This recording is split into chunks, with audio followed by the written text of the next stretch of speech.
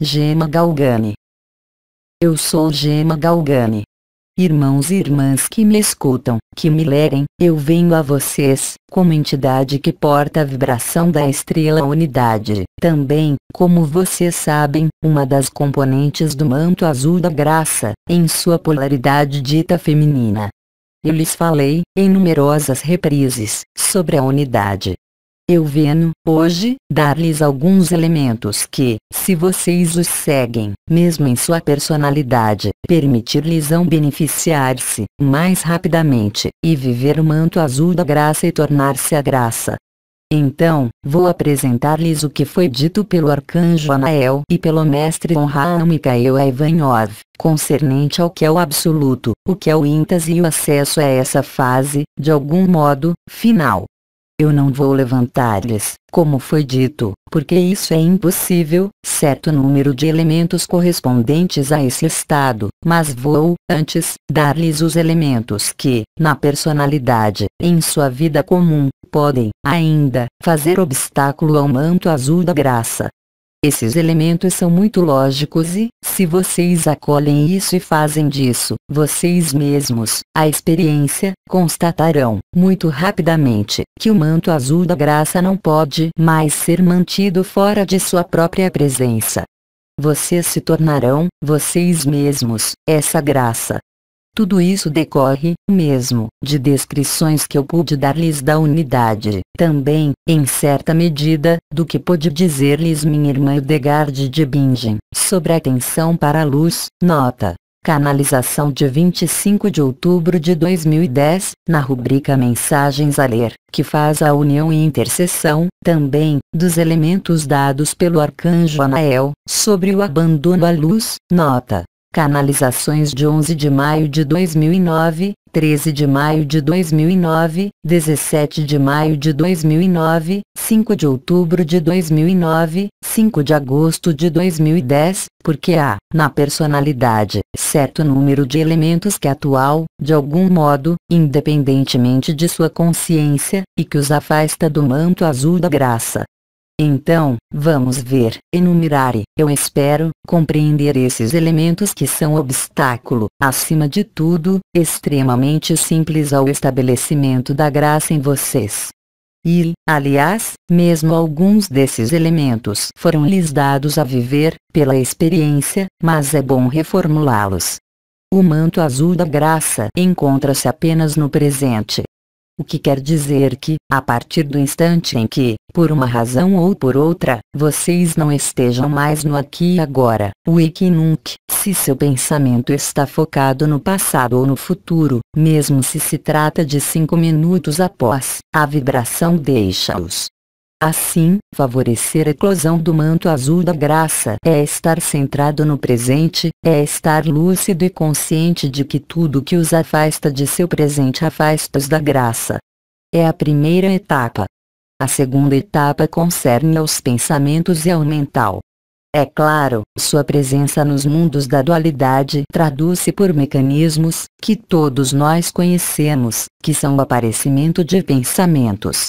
E, frequentemente, esses pensamentos aparecem e desaparecem. E, frequentemente, nós todos estivemos identificados aos nossos próprios pensamentos, persuadidos de que emitimos um pensamento, enquanto um pensamento jamais é emitido. Um pensamento atravessa-os, ele se constrói em função de circunstâncias observadas, de maneira consciente ou inconsciente. Assim, portanto, convém aceitar que vocês não são seus pensamentos e que, mesmo o pensamento que lhes pareça mais lógico, é um pensamento que se põe entre o que vocês são e a graça. Porque a graça não será, jamais, um pensamento. Então, é extremamente difícil, e é, mesmo impossível, parar os pensamentos. Mesmo aqueles que meditam de modo intenso podem banhar-se na luz e observar, ao mesmo tempo, o aparecimento de pensamentos. Vocês não podem constranger e opor-se aos seus próprios pensamentos, aqueles que são emitidos e que os atravessam. Então, é a vocês que cabe decidir no que pensam. pelo exercício conjunto da atenção e da intenção, será necessário orientar ou reorientar seus pensamentos, fazendo de modo a que a luz torne-se sua única preocupação, que, qualquer que seja a atividade que vocês possam efetuar ou que efetuem, ou que são forçados a efetuar, a luz deve estar na dianteira. Isso quer dizer que, mesmo a atividade a mais complexa de sua vida, deve acompanhar-se do pensamento da luz. É uma forma de vigilância. Essa forma de vigilância, focada no pensamento de luz e na luz, vai permitir-lhes apreender e ver seus próprios pensamentos que os afastam da luz e do pensamento da luz. Essa segunda etapa vai, portanto, permitir-lhes, de algum modo, dirigir sua intenção e sua atenção na luz. A terceira etapa concerne ao que é chamado mundo das emoções porque, na vida, nesse mundo da dualidade, toda ação provoca uma reação, e toda reação é a consequência de uma ação, mesmo se vocês não o vejam. Isso vai necessitar, aí também, de uma forma de tomada de distância porque, para que a graça manifeste-se e age em sua vida, é necessário que vocês aceitem que não são mestres de sua vida, mas que a vida é seu mestre. Então, naquele momento, vocês se aproximarão da unidade indispensável ao estabelecimento da graça. A quarta etapa consiste em compreender que tudo que é distração, e eu entendo por distração tudo que os diverte, e, de fato, um afastamento da graça. É claro, isso não quer dizer que seja necessário nada mais fazer, nada mais atribuir-se ou outorgar-se de prazer, mas, efetivamente, estar consciente do papel que desempenha o conjunto de distrações, ao qual vocês estão submetidos, ao qual vocês aderem, como elemento que interfere com a graça. Eu repito. Não é questão de suprimir, pela vontade, mas, efetivamente, lúcido do que representam esses elementos de distração. A quinta etapa é tentar privilegiar, em vocês, a experiência. Ora, a experiência não pode manifestar-se enquanto vocês utilizam palavras, enquanto vocês utilizam conceitos, porque as palavras e os conceitos remetem-nos, sistematicamente, à experiência passada, mesmo a mais luminosa. E a experiência passada não é o presente.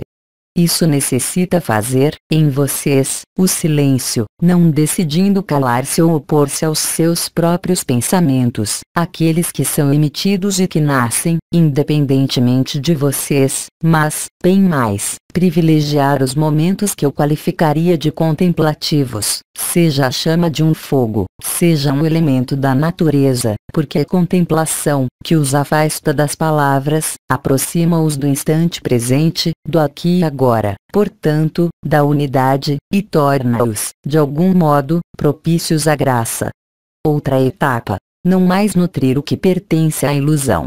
Então, é claro, isso não quer dizer que não se deve mais nem nutrir-se, nem extrair-se do mundo, mas, aí também, estar cada vez mais lúcido e consciente do efeito desse mundo, da dualidade, na unidade. A dualidade é, estritamente, o oposto e a antítese da unidade. Ela é efêmera, apenas a unidade é eterna. Então, quando vocês jogam o jogo da dualidade, seja nas relações consigo mesmos, nas relações com os outros, em suas ocupações, sua consciência é, certamente, limitada, e é mesmo necessário, para agir nesses aspectos da vida. Qualquer que seja a sua atividade, além da própria consciência de sua atenção para a luz, pela atenção e intenção, entre na contemplação. Se vocês jardinam, mudem seu olhar. Considerem as maravilhas da criação. Se vocês são terapeutas, consideram que não são vocês que exercem a terapia. Enquanto a vontade pessoal, aquela do ego, portanto, quer colocar-se entre a luz e vocês, mesmo se vocês a recebam, bem, há afastamento da graça. Vocês devem, mesmo na ação, tentar substituir o fazer pelo ser. Essa etapa é aquela que vem exatamente após. Se vocês respeitam essas algumas etapas, e, se possível, progressivamente e à medida do tempo, de modo simultâneo e além de seus períodos de alinhamento, de meditação, de radiância, vocês vão aperceber-se de que a graça pode manifestar-se, o que quer que vocês façam. E, quais são as premissas dessa graça, fora dos alinhamentos, fora dos momentos privilegiados de interioridade e de interiorização? Bem, é justamente a manifestação do que falou minha irmã Mananda Moen. É a presença, em vocês, de sua própria presença e, sobretudo, desse ênfase, dessa forma de gozo que não pode ser alterado, mesmo por uma atividade a mais sumária ou precisa desse mundo. Isso permitirá manter, mesmo na consciência limitada, a presença da graça, ou instalá-la. Assim, portanto, essas algumas etapas, extremamente simples, se vocês as associam, vão, de algum modo, deixar todo o lugar para a instalação da graça. Vocês compreenderão, porque viverão, naquele momento, que o que age, que o que vive não é vocês. Isso não é, eu repito, como foi dito, uma rejeição da vida, mas, efetivamente, uma transcendência, mesmo, de sua vida. E isso é possível, o que quer que vocês façam, porque, a um dado momento, qualquer que seja a ação, vocês estarão no ser. Porque, a um dado momento, mesmo nos atos os mais sumários ou os mais precisos da vida, vocês estarão em unidade. É claro, haverá momentos em que o apelo da luz tornar-se-á tal que vocês deverão entrar, então, de maneira mais íntima e mais profunda, nessa unidade e nesse ênfase. Mas, globalmente, vocês terão a oportunidade de poder fazer coabitar, de algum modo, o que foi nomeado, eu retomo essas expressões, porque são significativas, o se luz e o eu sombra. A um dado momento, mesmo essas duas partes de vocês mesmos não existirão mais. Aí, a graça será instalada, de maneira definitiva. Naquele momento, vocês estarão além da alegria, nesse ênfase permanente. Vocês serão uma consciência num corpo, mas não serão mais esse corpo. Vocês serão uma consciência no pensamento, mas não serão mais seus pensamentos. Eu tento pôr-lhes, em palavras, o que corresponde, muito exatamente, à instalação definitiva na unidade, à instalação definitiva de sua consciência, que nossas irmãs orientais nomeiam Turiya. Então, os mecanismos de comunhão, de fusão, de dissolução não serão mais experiências, mas tornar-se-ão sua vivência permanente, o que quer que faça e o que quer que diga a personalidade, mesmo nesses momentos que podem parecer, vistos do exterior, como contrários, porque vocês não habitarão mais no estágio mais denso, mas habitarão no estágio mais central, ou seja, o coração. A vivência do amor, a vivência de graça, a vivência do fogo tornar-se-á, então, totalmente independente de seus momentos de alinhamento, de seus momentos de meditação, de suas noites. O manto da graça vai estabelecê-los, de algum modo, além de toda a aparência, na unidade definitiva, nessa dualidade. Respeitando esses alguns elementos, extremamente simples, vocês constatarão muito, muito rapidamente, que vocês se estabelecerão, cada vez mais facilmente e cada vez mais duravelmente, nesse estado de graça. Há, é claro, um período de aclimatação, e esse período de aclimatação é mais ou menos longo, segundo seu estado anterior. Em alguns momentos, vocês terão a impressão de estarem destruídos de sono, de fatiga, de peso, de dores, de fogo. Em outros momentos, vocês estarão numa vigilância extrema, na qual a consciência não pode encontrar nem sono, nem repouso. Tudo isso são as primícias da instalação na graça. De algum modo, tendo a clara consciência de que não é a unidade, vocês se aproximarão da graça, vocês se distanciarão de tudo que é efêmero, sem rejeitá-lo, porque é importante, mas, realmente, transcendendo-o. Tornar-se-lhes-á, então, fácil, e cada vez mais fácil, efetuar uma ação na dualidade, mantendo a graça. E, então, qualquer que seja a sua atividade, haverá algo que estará em vocês, totalmente independente da atividade dada, do humor, dos pensamentos, das emoções. Vocês viverão, mesmo cozinhando, esse gozo supremo do amor. Naquele momento, nada mais haverá a fazer. Haverá, apenas, que acolher a experiência que se tornará permanência e permanente. Quanto mais vocês crescerem na graça, mais vocês crescerão no estado de unidade. A unidade não será mais um conceito, nem mesmo uma percepção, mas, efetivamente, um estado, além da vibração de sua própria consciência. E esse estado é felicidade absoluta, gozo absoluto.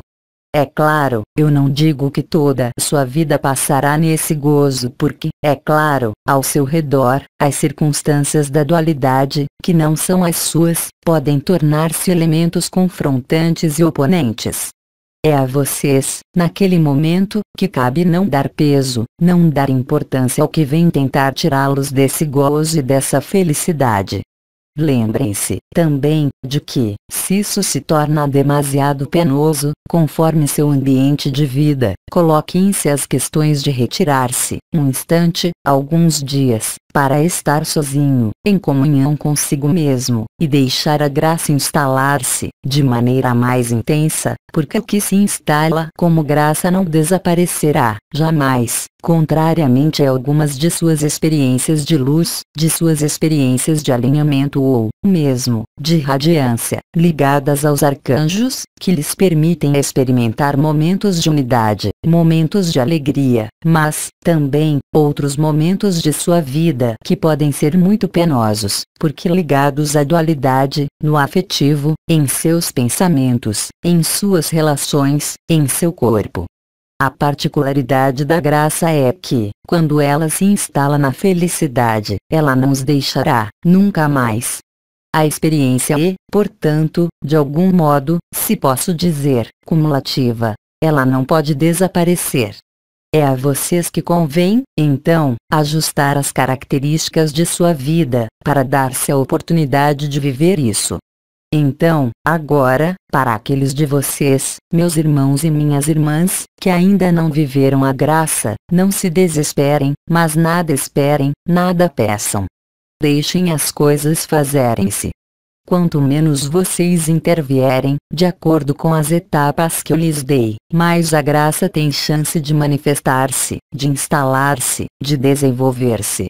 E não são vocês que dirigem, não são vocês que decidem.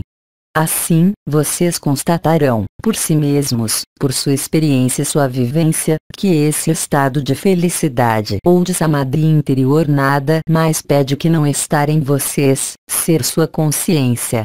Cabe-lhes, também, em todas as etapas que eu nomeei, não dar mais peso à sua própria dualidade, tanto em vocês como no exterior de vocês. Assim, a instalação do manto azul da graça tornar-se-lhes-á cada vez mais acessível e, também, cada vez mais evidente. A felicidade será sua morada cada vez mais comum, seja em seu sono, em seus atos comuns ou extraordinários de sua vida. Aí estão as algumas frases que eu tinha a dar-lhes. Se nos resta um espaço de questões, eu o abro, antes que intervenhamos, Mananda Moyi, Maria eu mesma, na efusão do manto azul da graça. Questão: como conciliar atenção para a luz e nada pedir, nada desejar? Meu irmão, atenção para o abandono é, justamente, o que aparece, a partir do instante em que não existe mais pedido, na personalidade. Atenção para o abandono é um ato final, tal como havia explicado minha irmã Hildegard de Bingen, porque, quando vocês tomam por hábito, se pode dizer, pensar luz, quaisquer que sejam seus outros pensamentos, vocês ordenam a preeminência de seu pensamento na luz, e isso cria, por si, essa tensão para o abandono, que não é mais um pedido. Porque, quem pede, se não é a personalidade? Ora, a personalidade nada pode pedir, porque todo pedido da personalidade afasta da graça. Em contrapartida, se vocês respeitam as etapas, se põem em prática as etapas, e se ocupam sua vida com a luz, vem um instante em que a luz está aí. Mas vocês não pediram a luz. Vocês pensaram na luz, o que não é a mesma coisa. Porque o pedido, mesmo de luz, é uma ação. O pensamento de luz, a contemplação não é um pedido e não é uma ação. Questão: esse pensamento de luz que acaba de evocar, concerne ao mental? Sim. O mental é seu mestre. Vocês não podem suprimi-lo pelo mental, vocês mesmos. Mas vocês podem orientar os mecanismos desse mental. O mental é um obstáculo ao presente, porque ele se estabelece, sempre, numa referência ao passado ou numa projeção ao futuro. Se, em seu presente, o pensamento da luz é, de algum modo, seu objetivo, e não um pedido, pouco a pouco ou brutalmente, o mental tornar-se-á como um lago calmo, e vocês constatarão que mais nenhum pensamento atravessá-los-á. É o mesmo para a afirmação mental eu sou um, que é uma etapa na desconstrução do eu sou, que conduz ao absoluto. O manto azul da graça, como lhes disse minha irmã Mananda, é o agente dele. Questão: como conciliar interioridade e atividade exterior? Bem amada, onde você situa sua evolução? É na perpetuação dessa dimensão? É nisso que você crê? É nisso que você adere e é isso que vai acontecer. São, por vezes, reposicionamentos afetivos, profissionais, interpessoais, geográficos, que são indispensáveis. Mas há, também, um momento e um tempo em que você aprenderá, perceberá que não há diferenças entre seu interior e seu exterior, porque é a mesma verdade. Isso quer dizer que o exterior que você crê é apenas o reflexo de seu próprio interior. Querer melhorar um exterior corresponde ao que há a olhar em si, antes de qualquer coisa, uma vez que o exterior será, sempre, a tradução de algo que é interior, até perceber que, finalmente e em definitivo, não há nem interior nem exterior, que esse é um olhar da dualidade. Qualquer vontade de melhoria, do que quer que seja, no exterior, participa do que foi chamado e longamente desenvolvido, a vontade de bem. Então, convém colocar-se a questão de por que a vontade de bem, por mais louvável que seja, não é o estabelecimento na unidade. Não pode haver unidade na dualidade. É tão simples assim. A vontade de bem não poderá, jamais, fazer viver a unidade. Partindo daí, cabe a você ver se aceita ou recusa. Cabe a você ver se isso faz eco ou se é rejeitado. Mas ninguém mais que você pode dizer-lhe como agir, como ser. É o mesmo, não unicamente nesse domínio, mas em qualquer ato, qualquer relação, qualquer afeição. Uma vez que essa forma de antagonismo, de oposição ou de contradição, chame-a como você quiser, estiver resolvida, o que acontecerá? Bem, acontecerá, exatamente, o que eu lhe disse. Você não perceberá nem diferença, nem distinção entre o interior e o exterior. Naquele momento, bastar-lhe-á fazer sua essa divisa. Ame e faça o que lhe dá prazer. Mas as coisas serão profundamente diferentes, porque sua consciência não será mais a mesma. Visto do exterior, será a mesma ação, mas, visto de você, de sua intimidade, isso será profundamente diferente. Isso chama vocês a colocar-se a questão de suas prioridades. Não temos mais perguntas. Agradecemos. Irmãos e irmãs, eu lhes proponho, se já não foi feito, instalar-se, tranquilamente, onde estão. Vamos viver, juntos, por sua presença, minha presença, assim como o retorno de Mananda e a chegada de Maria, um espaço comum que os abra graça. Vivamos isso, agora. Efusão vibratória. Comunhão.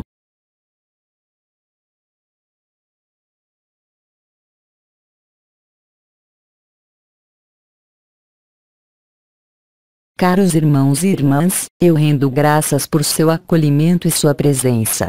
As estrelas do manto azul da graça saúdam-os e ama-os. Até breve, aqui ou em outro lugar.